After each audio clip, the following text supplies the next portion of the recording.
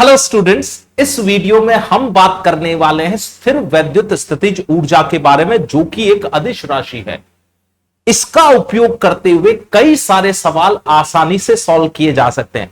देखिए, जब आप कूलाम के नियम का प्रयोग करते हैं या विद्युत क्षेत्र का प्रयोग करते हैं तो वो सब सदिश चीजें हैं। बल सदिश राशि है। कूलाम के नियम का प्रयोग करके कोई सवाल हल कर रहे हैं तो उसमें बल आ रहा है और बल सदिश राशि है, आपको दिशाओं का ध्यान रखना पड़ेगा। आप विद्युत क्षेत्र का प्रयोग करके कोई सवाल हल कर रहे हैं तो विद्युत क्षेत्र भी सदिश राशि है, आपको फिर से दिशाओं का ध्यान रखना पड़ेगा। लेकिन स्थिर वैद्युत स्थितिज ऊर्जा है अदिश राशि, इसका प्रयोग करके सवाल हल करेंगे तो आपको दिशाओं का ध्यान नहीं रखना पड़ेगा, इसलिए यह टॉपिक बहुत ही इंपॉर्टेंट है। स्थितिज ऊर्जा आप गुरुत्वाकर्षण वाले चैप्टर में भी पढ़ चुके हैं। गुरुत्व बल संरक्षी बल था, उसके लिए स्थितिज ऊर्जा परिभाषित हुई थी। ठीक ऐसे ही चूंकि कूलाम का बल संरक्षी बल है, इसलिए इसके लिए स्थितिज ऊर्जा परिभाषित की जा सकती है। गुरुत्वाकर्षण वाले पाठ में आपने पढ़ा कि गुरुत्व बल द्वारा किया गया कार्य अंतिम एवं प्रारंभिक स्थिति पर निर्भर करता है, बीच के पथ पर निर्भर नहीं करता।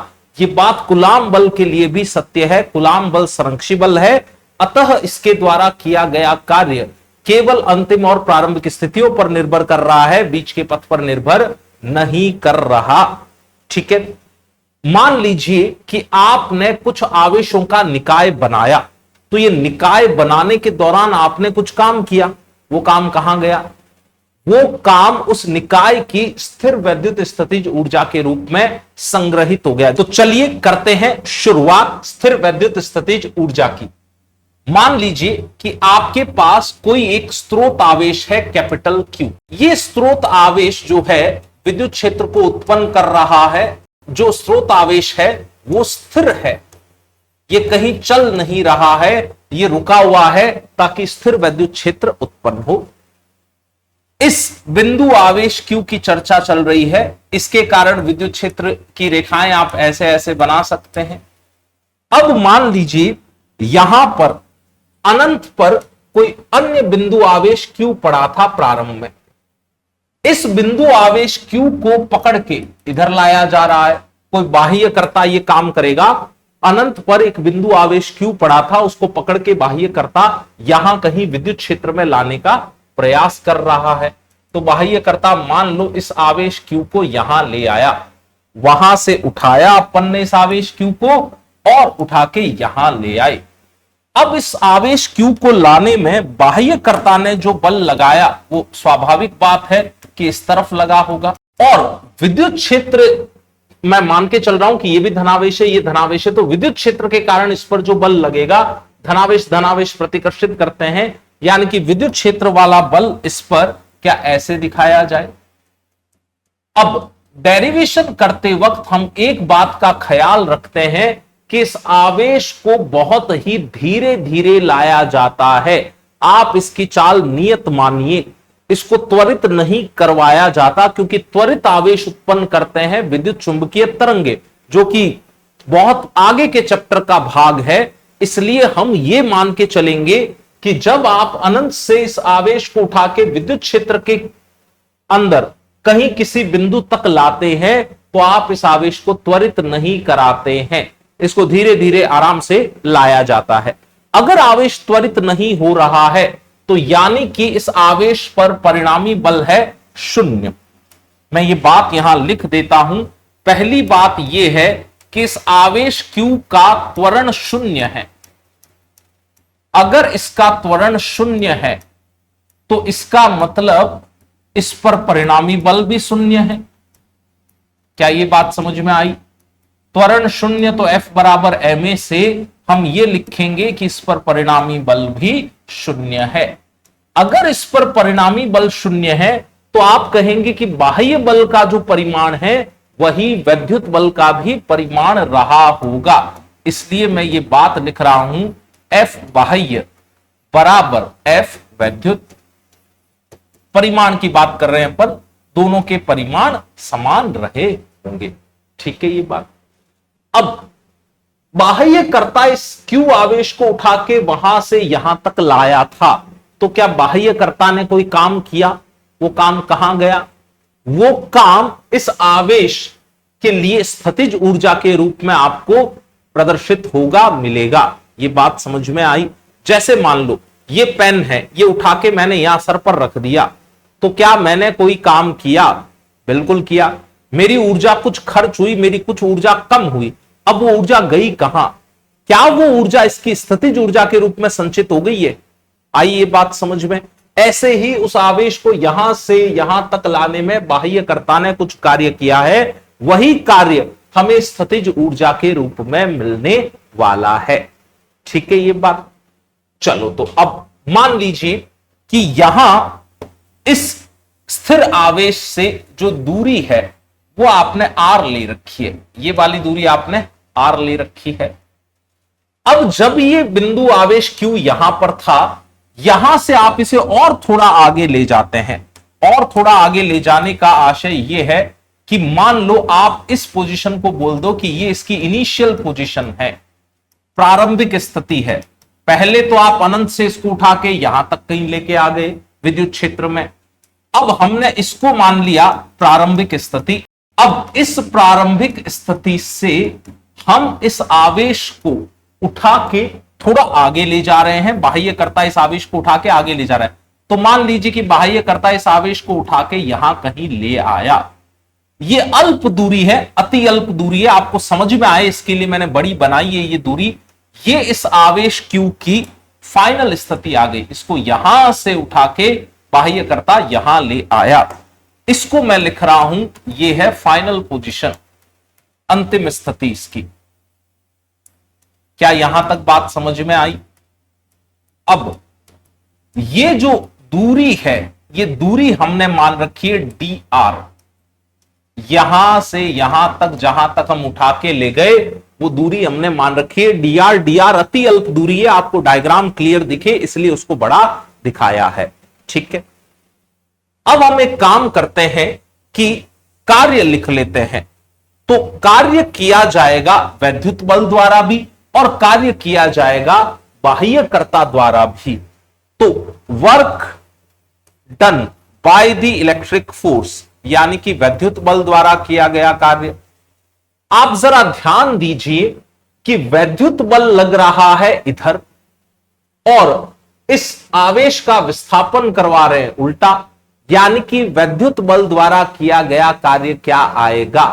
धनात्मक का ऋणात्मक। सारी गणना करेंगे तो आपको बात समझ में आ रही है। बल और विस्थापन विपरीत दिशा में हो तो कार्य आएगा वैद्युत बल का ऋणात्मक। ठीक है, एक और कार्य की मैं बात कर लेता हूं, बाह्यकर्ता का कार्य। बाह्यकर्ता का कार्य अगर आप देखें तो बाह्य बल इधर लग रहा है और इस आवेश का विस्थापन भी आप इधर ही करवा रहे हैं, यानी कि बाह्यकर्ता द्वारा किया गया कार्य आएगा हमारे पास धनात्मक। तो बाह्य बल भी कार्य करेगा कुछ। बाह्य बल का कार्य तो धनात्मक आएगा क्योंकि बल और विस्थापन एक ही दिशा में, आप इसको उठा के यहां से यहां ले गए बाह्य बल के प्रभाव में। तो अगर बाह्य बल का कार्य धनात्मक माना तो वैद्युत बल का कार्य मुझे क्या लेना पड़ेगा? ऋणात्मक। इतनी बात समझ में आई? अच्छा, अगर आप इसको इधर ले आए तो कुल कार्य शून्य आएगा। कुल कार्य शून्य आएगा तो गतिज ऊर्जा प्रमेय से आपकी गतिज ऊर्जा में परिवर्तन भी आ जाएगा शून्य, यानी कि इस कण की चाल नियत रहेगी। आइए बात समझ में, इस कण का वेग नियत रहेगा। ये बात भी हम लिख देते हैं, कण का वेग नियत रखते हुए आप इसे ला रहे हैं। चलो अब बाह्य बल द्वारा किया गया कार्य लिखने की कोशिश करते हैं। बाह्य बल परिमाण में तो वैद्युत बल के बराबर होगा, यह बात हम ऊपर सिद्ध कर चुके हैं। और वैद्युत बल हमें लिखना आता है, अगर ये r दूरी है तो r दूरी पर क्या वैद्युत बल इतना लिख देता मैं, Q बटा r स्क्वायर कूलाम के नियम से। यही तो होगा। r दूरी पर यह पड़ा था, dr तो अति अल्प दूरी है, r दूरी पर यह आवेश पहले यहां पड़ा था, यहां से इसको यहां ले गए थे, तो बल लिखा जाएगा Q बटा r स्क्वायर, ये परिमाण लिखा है हमने। ठीक है, अब कार्य लिखने जा रहे हैं अपन। बाह्य बल लगा इस दिशा में, विस्थापन भी हुआ इसी दिशा में, तो इस बल द्वारा किया गया कार्य मैं लिखने जा रहा हूं समाकलन। बल कितना अपने पास, तो बल का परिमाण तो ये रहा के क्यू क्यू बटा आर स्क्वायर। आप ले गए इसे कितनी दूरी इधर, आप इसे ले गए डी आर दूरी इधर, तो यहां आपने रखना है डी आर, लेकिन एक ऋण चिन्ह आएगा। ये बहुत ही जरूरी बात है। डीआर में ऋण चिन्ह क्यों आया? अगर आप आर के बढ़ने की दिशा में डीआर लेते तो वो धनात्मक लिया जाता। मैं ये कह रहा हूं कि आर इधर की तरफ बढ़ रहा है, अगर आप इधर की दिशा में कोई डीआर लेते तो वो डीआर धनात्मक लेना था। अगर आप इसकी उल्टी दिशा में डीआर ले रहे हैं तो फिर आपको डीआर लेना पड़ेगा ऋणात्मक, और अभी डीआर इधर ही ले रहे हैं। ठीक है, तो हम कार्य लिखने जा रहे हैं। कार्य में हमने बल लिख लिया, हमने विस्थापन की बात कर ली। बल और विस्थापन के मध्य का कोण शून्य है। बाह्य बल इधर लग रहा है और कण का विस्थापन भी इधर ही हो रहा है, तो कोण हो गया शून्य। क्या ये बात समझ में आई? कहां से कहां उठा के ले गए, तो हम इस कण को किसी इनिशियल प्रारंभिक स्थिति से उठा के फाइनल स्थिति तक ले गए, इनिशियल से फाइनल तक, यहां से यहां तक ले गए। ठीक है चीजें। अब जरा जो नियतांक है वो समाकलन से बाहर ले लेते हैं। हम सब जानते हैं कि cos 0 डिग्री का मान सदैव हुआ करता है 1। तो मैं नियतांकों को बाहर ले रहा हूं। ये k नियतांक है, ये q नियतांक है, ये स्मॉल q नियतांक है, ये माइनस भी नियतांक है। तो माइनस k q q ये सब तो अपन ने ले लिया बाहर। ये r की घात 2 ऊपर चला गया, तो आपके पास बचा r की घात -2 dr। सहमत है इस बात से? और समाकलन करना है आपको प्रारंभिक स्थिति से लेके अंतिम स्थिति तक। अब r की घात -2 dr, ये समाकलन कैसे करें? आपको शायद याद होगा समाकलन का सूत्र। समाकलन में आपने इस तरह की कोई बात सीखी होगी कि अगर आपको x की घात n का समाकलन करना है तो वो आता था x की घात n+1 बटा n+1 प्लस कोई नियतांक c आया करता था। क्या याद आई ये बात आपको? अगर अनिश्चित समाकलन करो तो प्लस कोई नियतांक c लिख देते थे आप। तो इस r की घात -2 का हम समाकलन करने जा रहे हैं। r की घात -2 का समाकलन यदि इस नियम से किया जाए तो देखिए क्या क्या लिखना है अपने को। पहली बात जो अपने को लिखनी है वो है r की घात -2 + 1 बटा -2 + 1, और आपको इनिशियल से लेके फाइनल तक ये गणनाएं करनी है। ठीक है ये बात? अच्छा, is equal to -k q। यहां तक कोई दिक्कत हो तो बताइए। अब यहां जब आप समाकलन करेंगे तो आपके पास बचा ऊपर r की घात -1 और यहां नीचे बचेगा -1। ये -1 इस माइनस को निरस्त कर रहा है। ये बात मैं दिखा भी देता हूं डायग्राम में। ये वाला माइनस चिन्ह इस माइनस चिन्ह को निरस्त कर देगा। -2 + 1 यानी कि -1 बचेगा। माइनस से माइनस चिन्ह आप निरस्त करवा सकते हैं। अब देखिए गणना में अपने पास क्या क्या मान बचे। अपने पास मान बचे k q q। अब अपने पास बचा 1/r, और आपको बात करनी है फाइनल से लेके इनिशियल तक। ये भी बात समझ में आ गई? ठीक है। अब देखिए सरल सूत्र बनाने के लिए हम ऐसा कर लेते हैं कि ये जब इस प्रारंभिक स्थिति पर था, इनिशियल स्थिति पर था, तो आपने यहां तक की दूरी को मान रखा था r इनिशियल। ये जब यहां पहुंच गया तब आपने इस दूरी को मान लिया r फाइनल।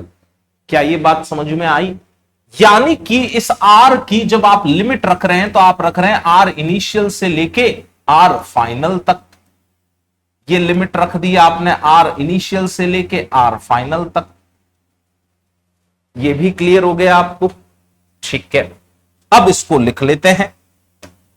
1/r में सबसे पहले आप ऊपरी सीमा रखेंगे, तो आपके पास जो अंतिम उत्तर आने वाला है वो कुछ ऐसा दिखाई देने वाला है। k q q 1/r final minus 1/r initial. ये भी ठीक है बात? इसको थोड़ा और सरल फॉर्मेट में लिख देते हैं अपन, तो आप लिखेंगे के क्यू क्यू बटा आर फाइनल माइनस के क्यू क्यू बटा आर इनिशियल। ओके, ये जो के क्यू क्यू बटा आर फाइनल है, इसको हम लिखने वाले हैं यू फाइनल, या नीचे लिख देता हूं मैं ये बात, के क्यू क्यू बटा आर फाइनल को हम लिखने वाले हैं यू फाइनल, और इसको लिखने वाले हैं यू इनिशियल। ये यू फाइनल है अंतिम स्थितिज ऊर्जा, यू इनिशियल है प्रारंभिक स्थितिज ऊर्जा। हमारे पास बहुत ही जबरदस्त सूत्र आ गया है कि बाह्य बल द्वारा किया गया कार्य you final minus you initial. क्या आप इस बात से सहमत हैं? और अगर आपसे कोई पूछता कि वैद्युत बल द्वारा किया गया कार्य बताइए, तो आप वो भी बता सकते थे। जरा ध्यान दें, इस समीकरण का जो माइनस चिन्ह है वो मैं उधर की तरफ भेज दूं। भाई ये समीकरण तो यहां बराबर में चल ही रही थी, बाह्य बल का कार्य आ गया, बाह्य बल का जितना कार्य आया वैद्युत बल का कार्य लाने के लिए माइनस चिन्ह उधर भेज दीजिए। माइनस चिन्ह उधर भेज देंगे तो सूत्र आपके पास बनने वाला है you initial minus you final. आज के बाद आपको यह बात याद रखनी पड़ेगी कि अगर स्थिर वैद्युतिकी में कभी पूछ ले कि संरक्षी वैद्युत बल द्वारा किया गया कार्य बताइए, तो वो होगा प्रारंभिक स्थितिज ऊर्जा माइनस अंतिम स्थितिज ऊर्जा। हम आज ही इस पे बड़े शानदार सवाल करने वाले हैं। ऐसे ही कभी अगर कोई आपसे पूछ ले कि बाह्य बल द्वारा किया गया कार्य बताइए, तो आपको सदैव लिखना होगा you final minus you initial. और एक बड़ी शानदार बात, आप सूत्रों को देखें तो सूत्र जो है वो अंतिम और प्रारंभिक स्थितिज ऊर्जा पर निर्भर कर रहे हैं। ये सूत्र इनके मध्य के पथ पर निर्भर नहीं कर रहे हैं। मैं ये कहना चाहता हूं कि इस आवेश को सीधा ले जाने की बजाय, पहले तो आप इस आवेश को यहां से यहां सीधा ले गए, सीधा ले जाने के बजाय आप इसको ऐसे ऐसे ऐसे ऐसे कहीं से घुमा फिरा के लाएं इसी अंतिम पोजीशन तक, तो भी कार्य उतना ही आएगा जितना पहले वाली स्थिति में आया था जब आप सीधा ले गए थे। क्योंकि कार्य तो अंतिम और प्रारंभिक स्थितिज ऊर्जा पर निर्भर कर रहा है, अंतिम प्रारंभिक स्थितियों के बीच के पथ पर निर्भर ही नहीं कर रहा। ठीक है, अच्छा, अब चूंकि आपको यह बात समझ में आ गई तो मैं सूत्र को थोड़ा सा और एक नए रूप में लाना चाहूंगा। आप जरा ध्यान दें, तो क्या हम इसमें से Q को कॉमन ले लें? ये वाले Q को हमने कॉमन ले लिया, ये Q इसमें भी है, ये Q इसमें भी है। अगर इस Q को कॉमन ले लेते तो आपके पास बचता KQ बटा आर फाइनल माइनस KQ बटा आर इनिशियल। सहमत है इस बात से? स्मॉल q को कॉमन लिया तो KQ बटा आर फाइनल, KQ बटा आर इनिशियल बचा। ये KQ बटा आर फाइनल को आप लिखते हैं फाइनल पोटेंशियल यानी कि अंतिम विभव, और KQ बटा आर इनिशियल को आप लिखते हैं प्रारंभिक विभव इनिशियल पोटेंशियल। यानी कि ये सूत्र मैं कहना चाहता हूं, ऐसा लिख सकते हैं अपन Q V final minus V initial. ये V फाइनल क्या है भाई? V फाइनल है फाइनल स्थिति वाले बिंदु पर वैद्युत विभव। V इनिशियल क्या है? इनिशियल स्थिति वाले बिंदु पर वैद्युत विभव।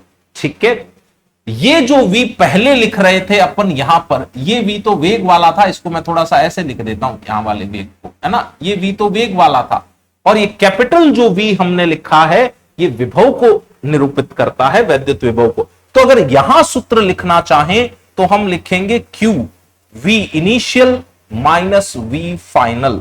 ये भी इस चैप्टर में बार बार काम आएगा। चलिए चीजों को समेटते हैं, एक बार रिवाइज करते हैं।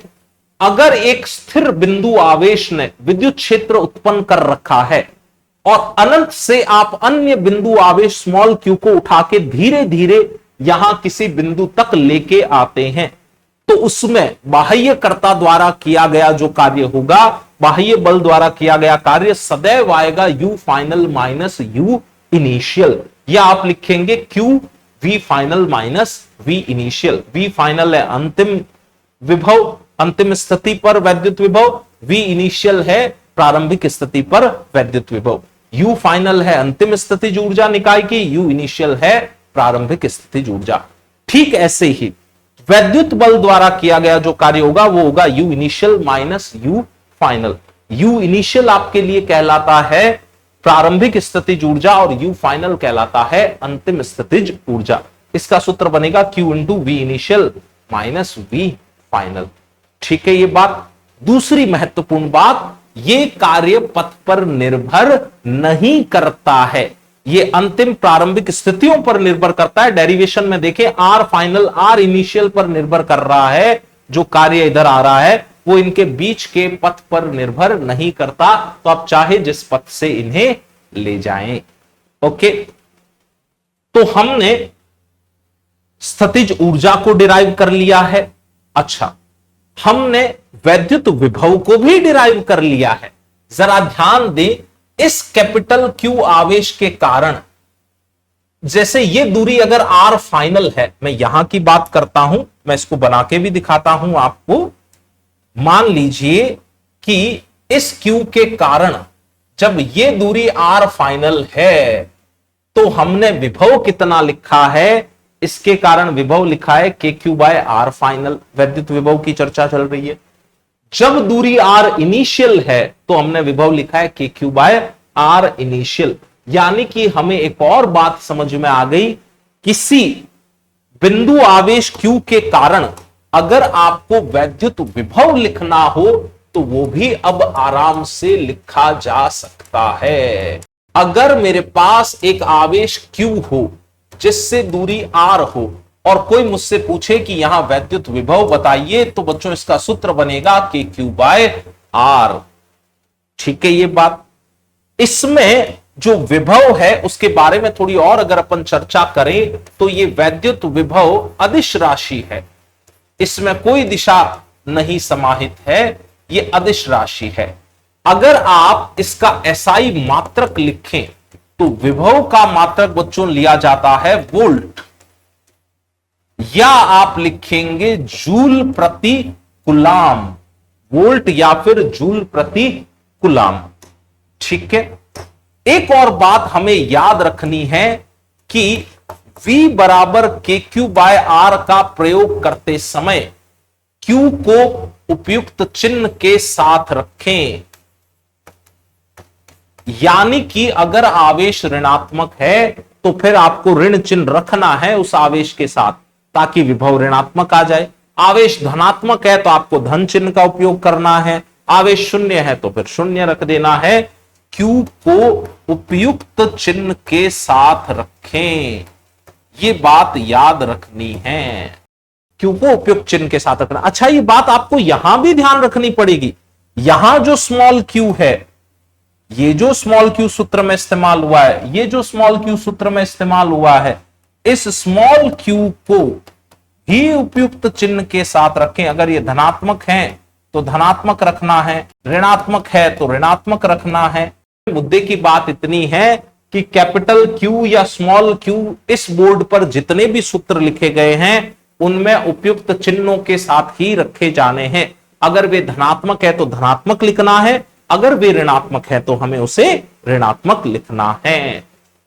यहां तक कोई दिक्कत हो तो आप फटाफट से पूछे, नहीं तो हम इससे आगे बढ़ेंगे। और अगर आप इसे लिखना चाहें तो आप अपने नोट्स बनाएं फटाफट। अगर R इनिशियल को मैं अनंत ले लेता तो देखिए यहां आता R इनिशियल की जगह अनंत, अनंत या दूरी यानी कि बहुत बड़ी राशि आ गई।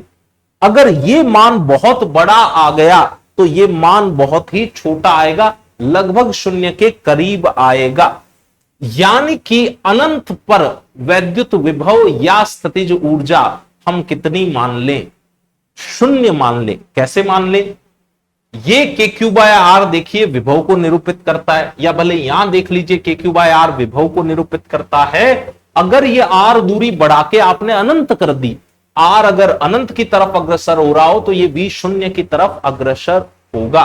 यानी कि एक और इंटरेस्टिंग बात हमें समझ में आई, अनंत पर अगर चर्चा की जाए, एट इंफिनिटी, अनंत पर आप V भी शून्य लेंगे और स्थितिज ऊर्जा U भी शून्य लेंगे। ये हम मानते हैं, है ना, ये हमने माना। एक्चुअल में तो देखिए अनंत पर जाकर कौन देख पाएगा क्या हो रहा है क्या नहीं हो रहा है, पर यह मानने से हमारे सवाल काफी आसानी से हल हो जाते हैं। अनंत पर वैद्युत स्थितिज ऊर्जा भी शून्य मानते हैं और वैद्युत विभव भी हम शून्य मानते हैं। यहां तक आप कुछ भी पूछना चाहें तो पूछें, ये हमें मानना है भाई। चलो, तो ये पूरे डेरिवेशन में हमने एक अजम्पशन लिया है, एक बात मानी है कि अनंत पर वैद्युत विभव भी शून्य लेना है और वैद्युत स्थितिज ऊर्जा भी शून्य लेनी है। अब अगर मान लो अनंत पर आपने वैद्युत विभव और वैद्युत स्थितिज ऊर्जा शून्य ले ली, अब फाइनल स्थिति पर वैद्युत विभव और वैद्युत स्थितिज ऊर्जा आराम से लिख सकते हैं। मान लो अनंत पर तो शून्य था, आप इसको उठा के यहां कहीं लेके आए और ये दूरी r है। अगर ये दूरी r है तो फिर बस आपने यहां का विभव कितना लिख दिया कि Q बाय R। ठीक है ये बात।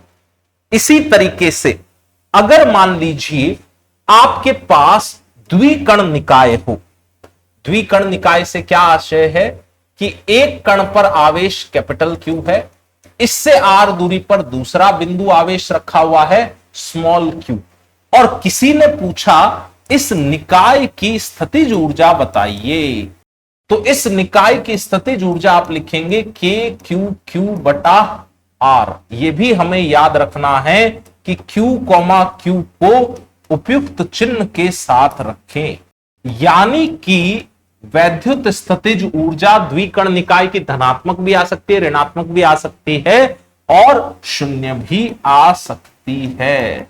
यह सूत्र आया कहां से? यह सूत्र आया पिछले डेरिवेशन से ही है। जरा आप देखिए तो क्या यहां यह आ रहा है के क्यू क्यू बटा आर फाइनल। आर फाइनल वाली दूरी जो है वो हमने आर के बराबर मान ली। आर फाइनल वाली दूरी आर के बराबर अगर मैं यहां मान लूं तो यहां आर फाइनल की जगह आर रख दो तो स्थितिज ऊर्जा आएगी के क्यू क्यू बटा आर। यहां स्थितिज ऊर्जा आ गई इसकी के क्यू क्यू बटा आर, और इनिशियल अनंत मान रखा था, तो अनंत पर स्थितिज ऊर्जा कितनी मान रहे हैं हम? शून्य। तो ये सूत्र सीधा सीधा पिछले डेरिवेशन से ही आया है। ठीक है, अगर आपको ये बातें समझ में आ गई तो बढ़ते हैं एनसीईआरटी के शानदार प्रश्नों की तरफ। इस प्रश्न में एक बिंदु धनावेश दिया गया है अलग से और एक बिंदु ऋणावेश दिया गया है। बिंदु धनावेश की विद्युत क्षेत्र रेखाएं ऐसे अरीय दिशा में, त्रिज्य दिशा में बाहर की तरफ प्रदर्शित की गई है। ऐसे ही केस बी में एक बिंदु ऋणावेश की विद्युत क्षेत्र रेखाएं त्रिज्य अरीय दिशा में अंतर्मुखी प्रदर्शित की गई है। फिर हमसे कुछ छोटे छोटे सवाल पूछे गए हैं। ये रहे सवाल, आप इन्हें ध्यान से पढ़ लीजिए और फिर हम इनका सॉल्यूशन सीखते हैं। सवालों को हल करने के लिए एक बड़ी शानदार ट्रिक है, वो अगर आप याद कर लें तो इसके सारे पार्ट बहुत आसानी से हल हो जाएंगे। ट्रिक ये है कि स्थिर वैद्युत क्षेत्र की दिशा में विद्युत विभव सदैव घटता है। क्यों घटता है आप जरा ध्यान से देखिए। अगर अपन बात करें इस आवेश की, तो इस आवेश से आर दूरी पर आप चले गए, विद्युत क्षेत्र इधर ही तो बना हुआ है ना, आर दूरी पर चले गए। आर दूरी पर जाकर अगर आप विभव का मान लिखेंगे तो आप लिखेंगे के क्यू बाय आर, अगर ये आवेश क्यू रहा हो तो आप देखिए इधर जाने पर विद्युत क्षेत्र की दिशा है और इस दिशा में जाने पर अगर आर बढ़ेगा तो वी घटेगा। तो आज के बाद हमें यह बात याद रखनी है, स्थिर वैद्युत क्षेत्र की दिशा में विभव हमेशा घटता है। अच्छा जरा देखिए कि इधर स्थिर वैद्युत क्षेत्र की दिशा ऐसे है और इधर जाने पर विभव घटेगा। विभव अगर इधर जाने पर घटेगा तो क्या मुझे यह लिखना चाहिए कि वीपी बड़ा है वीक्यू से, क्योंकि पी से क्यू की तरफ जाते हुए विभव फिर घटना ही है। ठीक है ये बात। चाहे तो इस सूत्र से देख लीजिए, पी तक की दूरी आपको यहां से दिखाई दे जाएगी, क्यू तक की दूरी यहां दिखाई दे जाएगी। क्यू तक की दूरी आर ज्यादा है तो उधर का विभव कम रहा होगा। अच्छा अगर इधर बात करें तो विद्युत क्षेत्र त्रिज्य दिशा में अंदर की तरफ है, इसका मतलब विद्युत क्षेत्र की दिशा में जाते हुए विभव घटेगा। सोचिए हमें क्या लिखना चाहिए, VB बड़ा होगा VA से, विद्युत क्षेत्र की दिशा में विभव सदैव घटता है, विद्युत क्षेत्र इस दिशा में होगा। ठीक है, अच्छा अगर मैं इस VQ को इधर ले आता तो VP माइनस VQ आता ग्रेटर देन 0। इधर अगर VA को ले आता तो VB माइनस VA भी आता ग्रेटर देन 0। ग्रेटर देन 0 का मतलब धनात्मक, यानी कि VP माइनस VQ का जो चिन्ह आने वाला है वो आएगा धनात्मक। ऐसे ही VB माइनस VA भी तो ग्रेटर देन 0 आ रहा है, शून्य से बड़ा आ रहा है, शून्य से बड़ा आ रहा है, मतलब VB माइनस VA का भी चिन्ह अब हम क्या लिख दें, धनात्मक। VB माइनस VA धनात्मक आ रहा है। ठीक है ये बात, तो पहला सवाल हमारा हल हो गया है। अगला सवाल, बिंदु Q और P के बीच, A और B के बीच एक छोटे से ऋण आवेश, ध्यान रखिएगा ऋण आवेश दिया गया है कि स्थितिज ऊर्जा के अंतर को बताइए।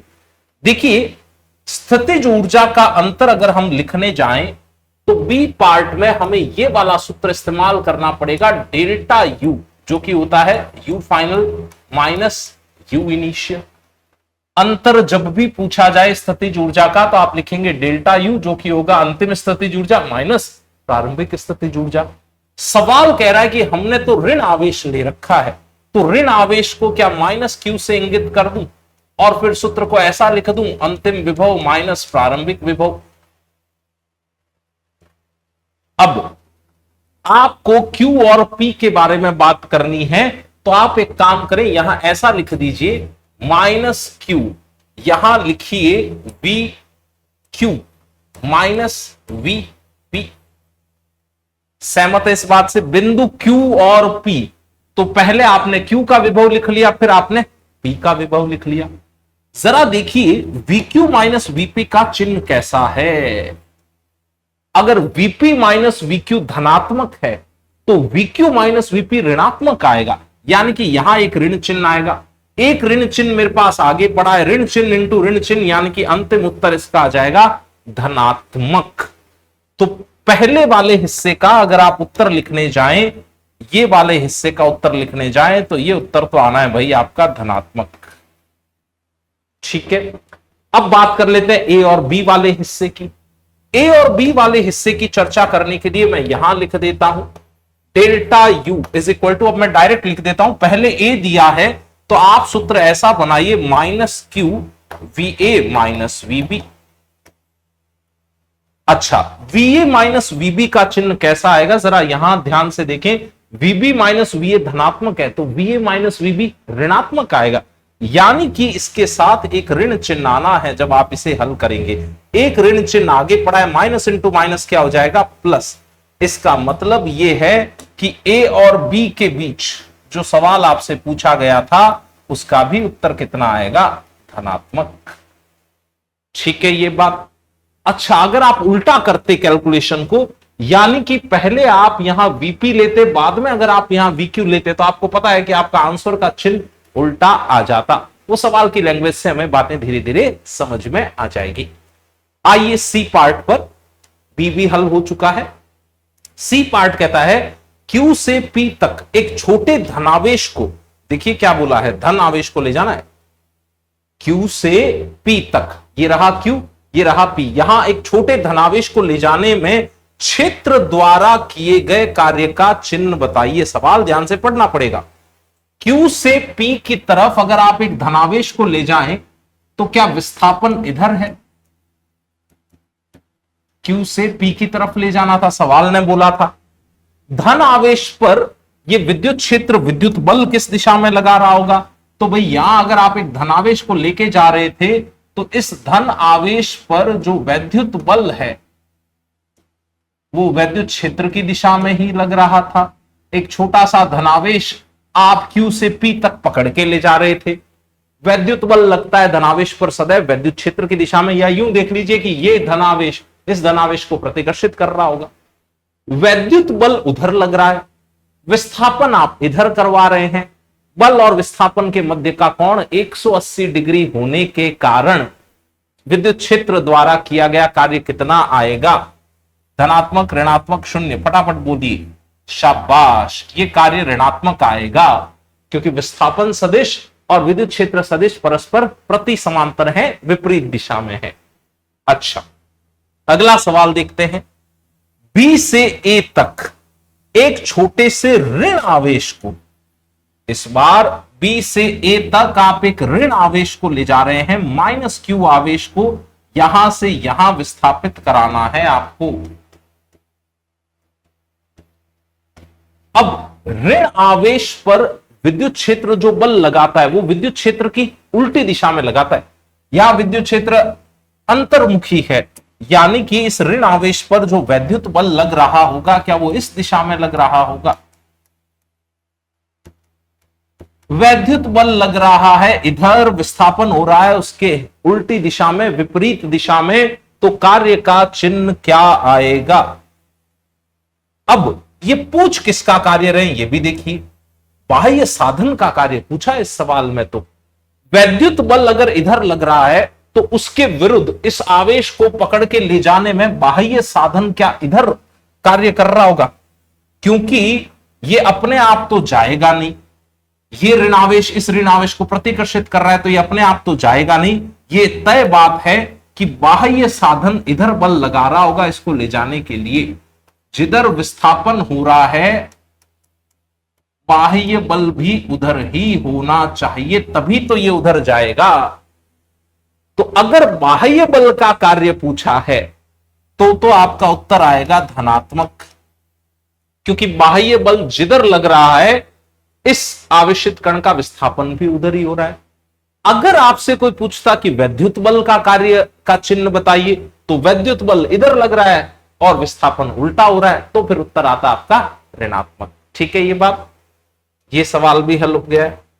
अगला हिस्सा, बी से ए तक जाने में, बी से ए तक जाने में छोटे ऋणावेश की गतिज ऊर्जा बढ़ेगी या घटेगी? तो यहां साफ करके देख लेते हैं। बी से ए तक जाना है एक ऋण आवेश को, यानी कि माइनस क्यू को। तो आप देखिए ये ऋण आवेश जैसे जैसे इसके पास आएगा ज्यादा प्रतिकर्षण महसूस करेगा, क्योंकि इनके मध्य दूरी कम हो रही है तो प्रतिकर्षी बल ज्यादा लग रहा होगा।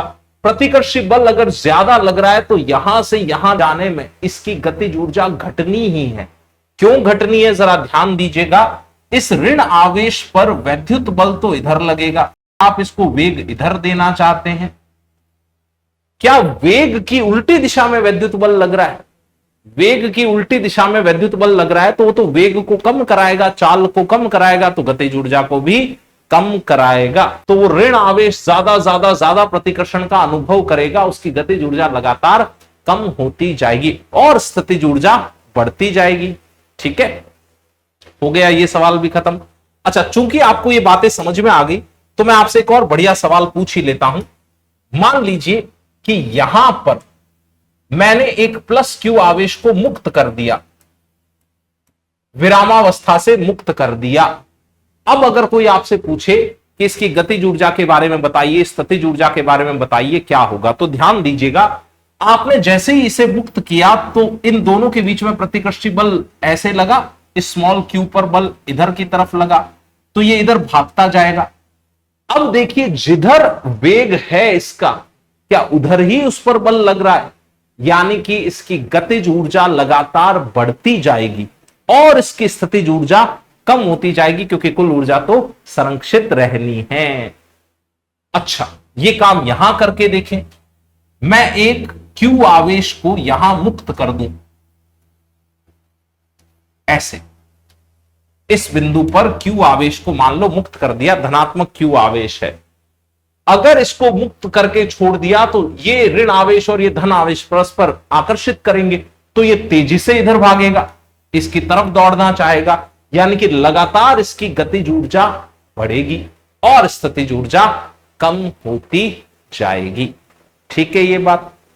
अच्छा, ये आवेश मान लो प्रतिकर्षित होते होते होते होते अनंत पर पहुंच जाए, अनंत दूरी पर पहुंच जाए, तो वहां स्थितिज ऊर्जा फिर हम कितने ले लेंगे? 0। चलिए ये सब लिखिए, फिर बढ़ते हैं अगले सवाल की तरफ, और कोई डाउट हो तो प्लीज कमेंट बॉक्स में बताइएगा।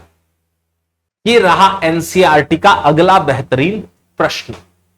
दर्शाए अनुसार 4 आवेश किसी डी भुजा वाले वर्ग ABCD के शीर्षों पर व्यवस्थित किए गए हैं। मतलब आप कहीं से इन आवेशों को पकड़ के लाए और किसी वर्ग के शीर्षों पर इनको रखा। पहले ये आवेश मान लो अनंत पर पड़े थे, फिर वहां से ला के पकड़ पकड़ के इनको रखा है। इस व्यवस्था को बनाने में किया गया कार्य ज्ञात कीजिए। पहले हम यही हिस्सा हल कर लेते हैं सवाल का, ए वाला भाग हम हल कर लेते हैं।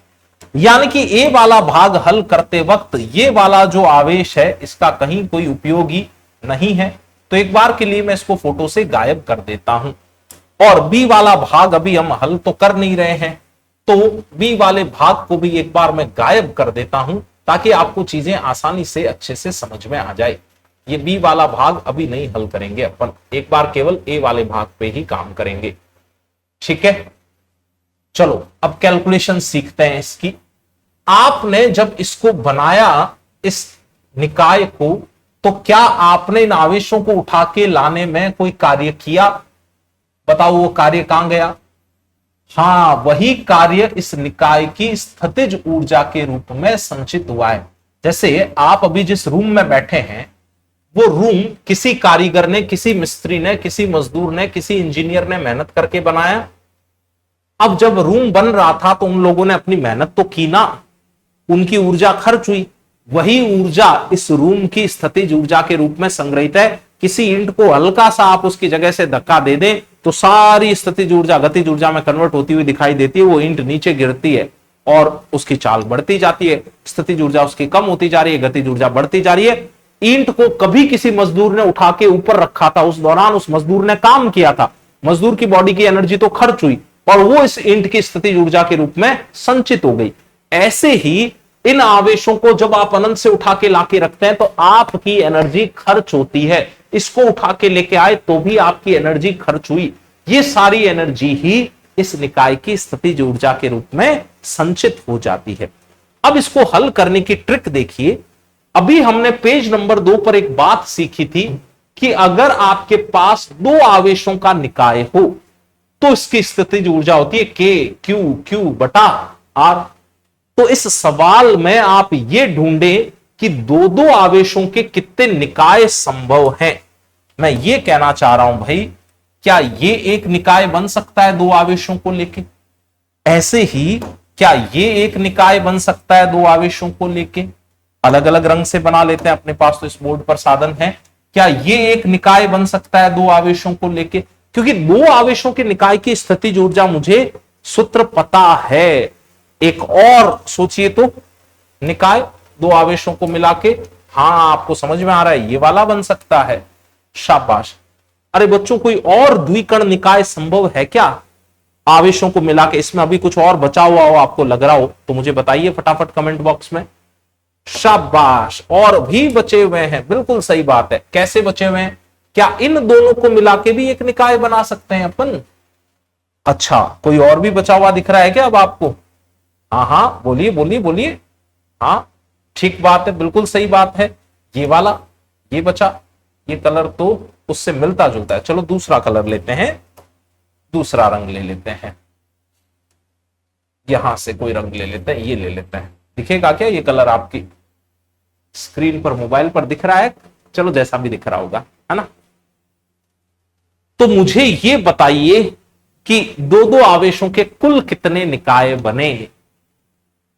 गिन के देख लीजिए, 1 2 3 4 5 और 6, कुल निकाय बने 6। एक्चुअली ये निकायों की संख्या ज्ञात करने की भी एक शानदार ट्रिक है। ट्रिक क्या है वो मैं आपको सिखा देता हूं।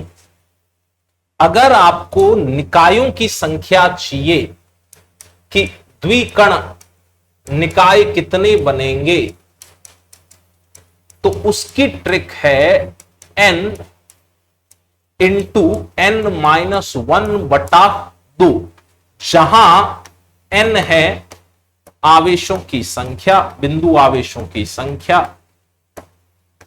अब जरा इस सूत्र में हम n बराबर 4 रख के देखें क्या, क्योंकि यहां तो 4 बिंदु आवेश लिए थे ना। रखो जरा 4 ब्रैकेट में 4 - 1 यानी कि 3, 4 × 3 12, 12/2, 6 ही तो उत्तर आया।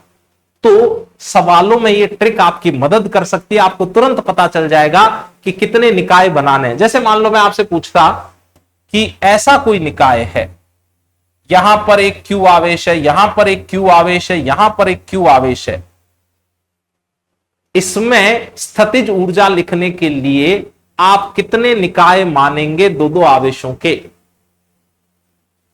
स्थितिज ऊर्जा लिखने के लिए दो दो आवेशों के कितने निकाय मानेंगे?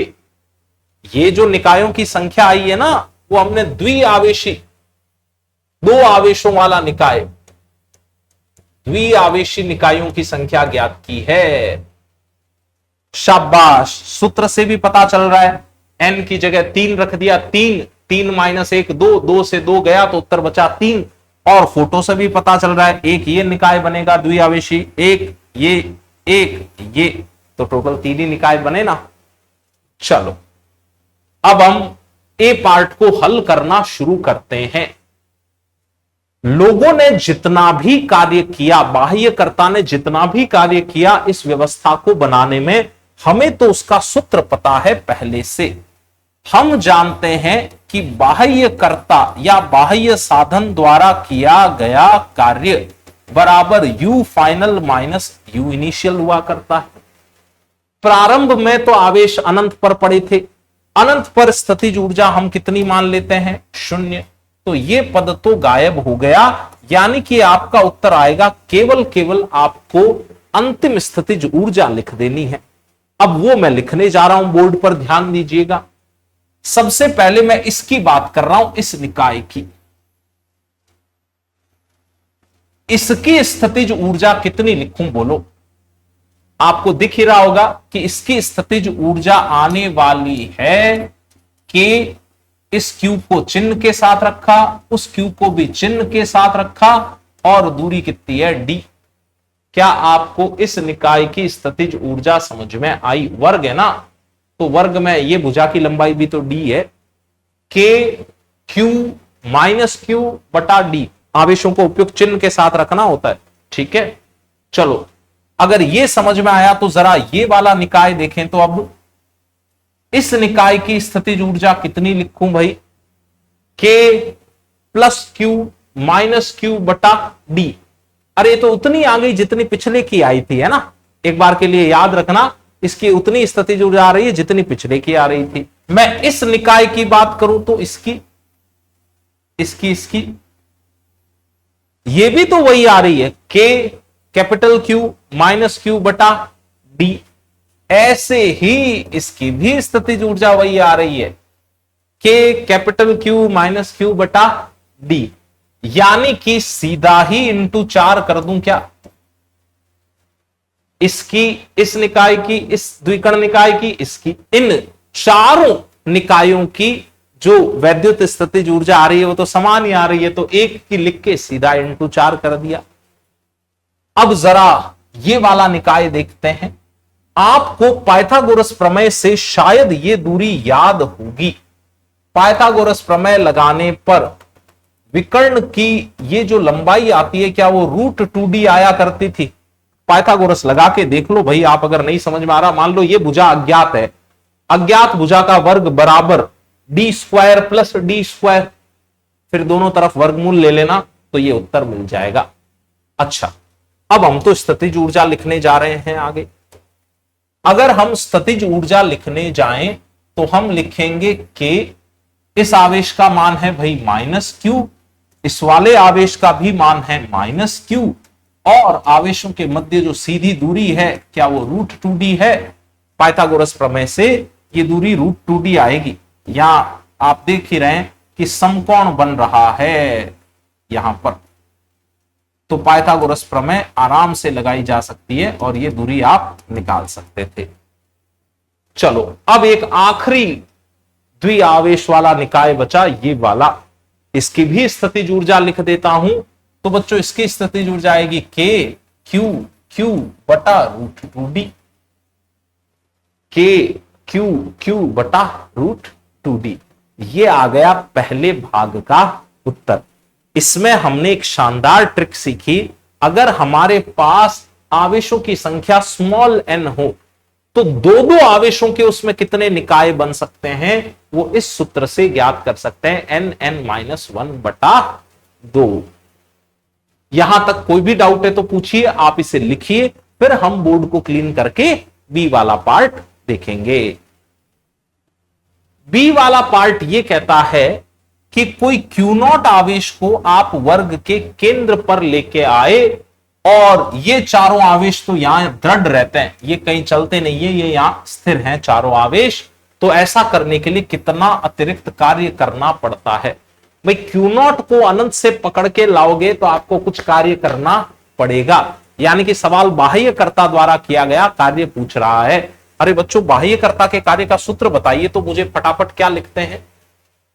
Work done by the external agent, बाह्यकर्ता द्वारा किया गया कार्य ये होता है जिस Q0 आवेश को पकड़ के ला रहे हैं, V final minus V initial. याद आ रही है ये बातें? कहां सीखी थी हमने ये बातें? ये सीखी थी हमने पेज नंबर 1 पर। बाह्य बल, बाह्यकर्ता, बाह्य साधन द्वारा किया गया कार्य होता है जिस आवेश को पकड़ के ले जा रहे हो, इनटू ब्रैकेट में V final minus V initial. चलिए तो आते हैं वापस इस पेज पर। बाह्यकर्ता द्वारा किया गया कार्य तो भाई इतना होता है। ये Q0 के बारे में कुछ नहीं कहा, इसका मतलब इसको भी कहां से पकड़ के लाए हो? अनंत से पकड़ के लाए हो। तो V इनिशियल का मान फिर से हम कितना रख देंगे? 0। ये मान बच्चों आप 0 ले लीजिए, 0 ले लीजिए V इनिशियल वाला मान, यानी कि आपका उत्तर आएगा Q0 इंटू V फाइनल।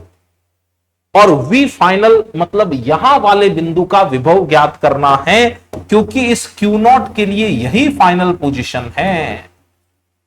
वर्ग के केंद्र वाली पोजीशन इस Q0 के लिए फाइनल पोजीशन, ठीक है।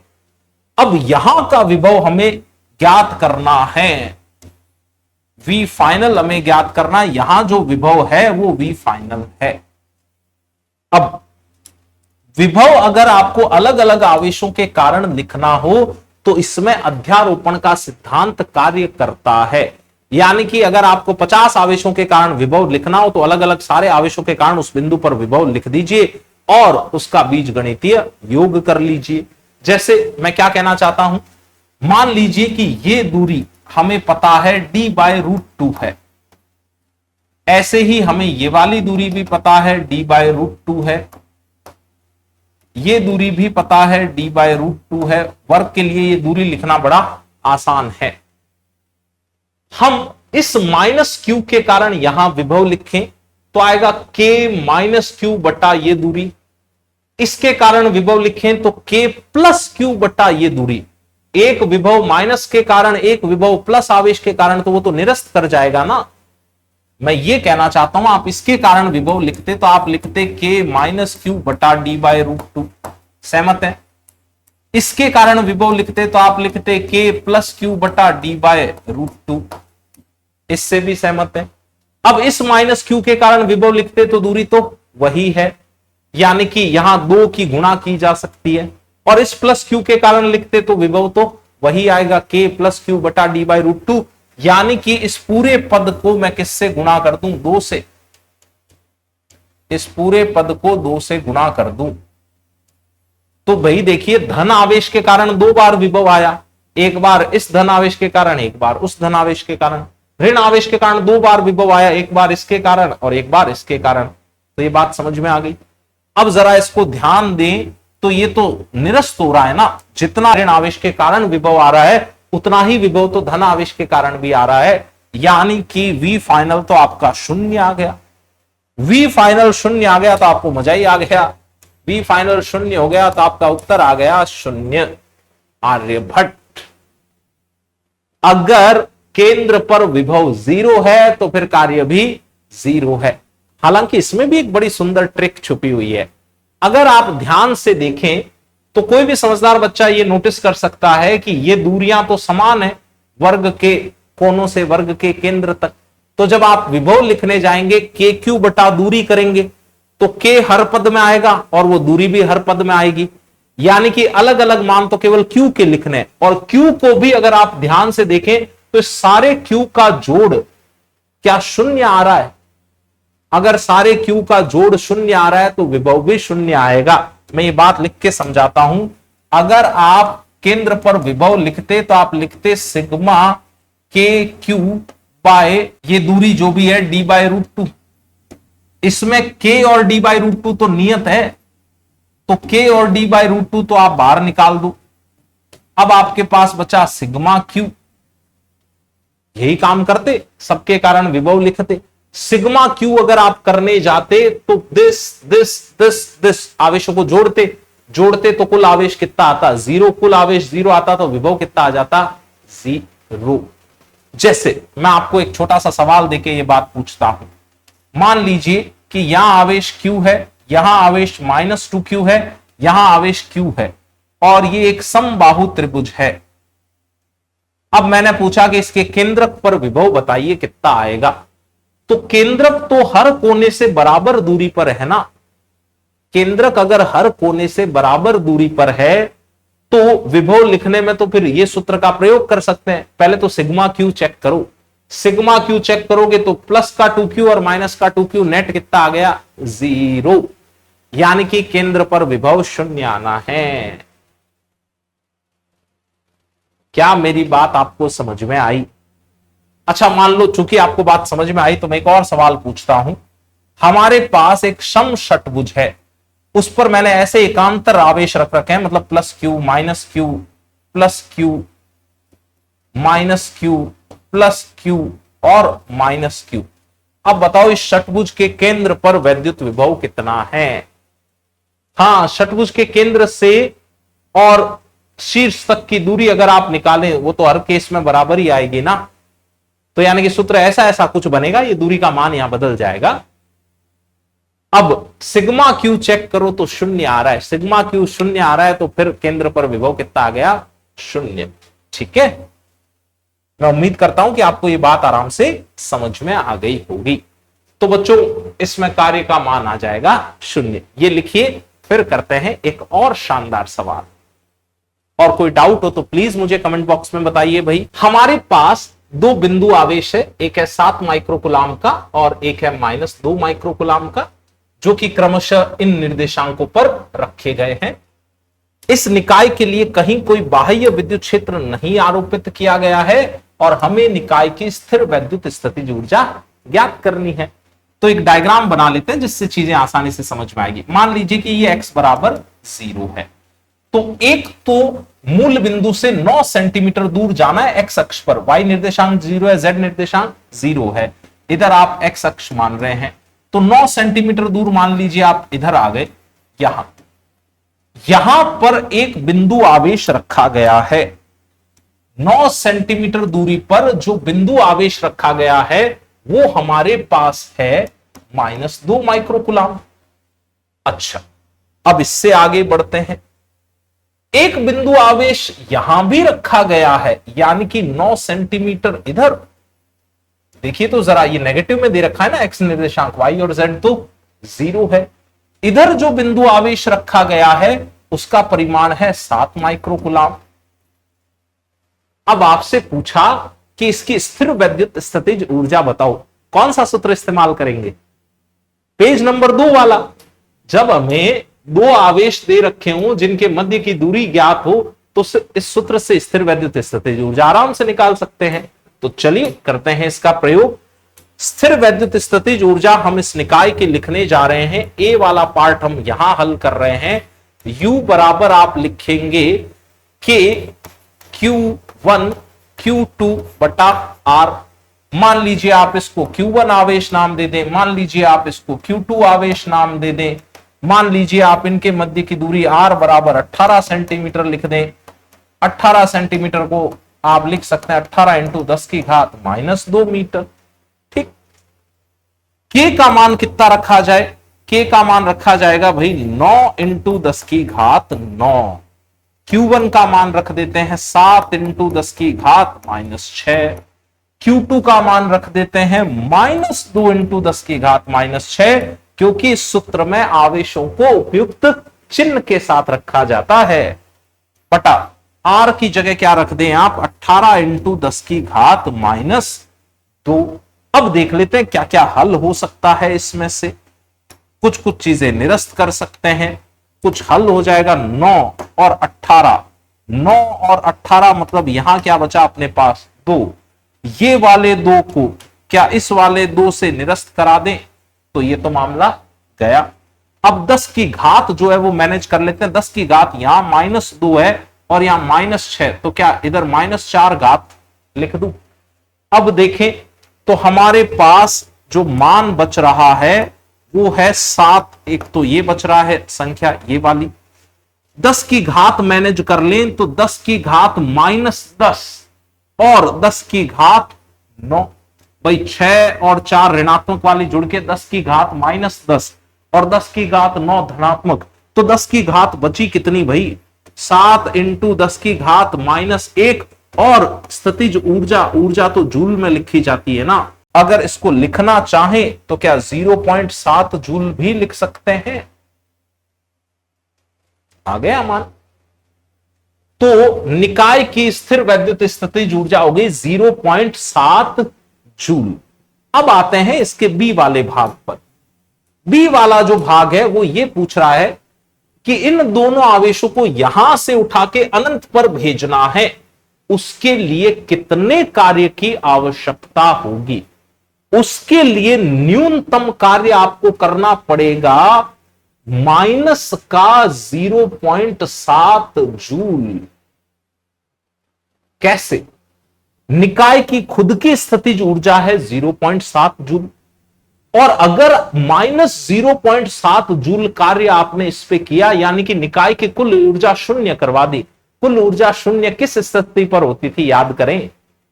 हां, कुल ऊर्जा शून्य होती थी अनंत पर, यानी कि ये कण कहां पहुंच गए अनंत पर। तो इन सवालों को करने का सीधा सा तरीका यही है, निकाय की जितनी स्थितिज ऊर्जा इन्होंने आपको यहां 0.7 दे रखी थी, गतिज ऊर्जा तो थी नहीं निकाय के अंदर, ये जो ऊर्जा उपलब्ध थी इस ऊर्जा को गायब करा दीजिए। तो इसके लिए -0.7 जूल का कार्य कीजिए, +0.7 जूल -0.7 जूल मिलके नेट हो गया 0। ये कण चले गए अनंत पर। आ गई ये बात समझ में, दोनों आवेशित कण अनंत पर पृथक्कृत हो चुके हैं।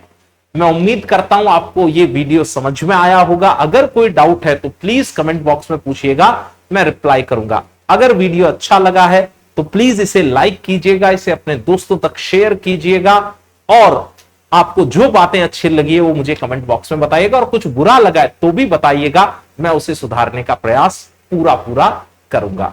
स्टे ऑसम, मिलते हैं अगले वीडियो में।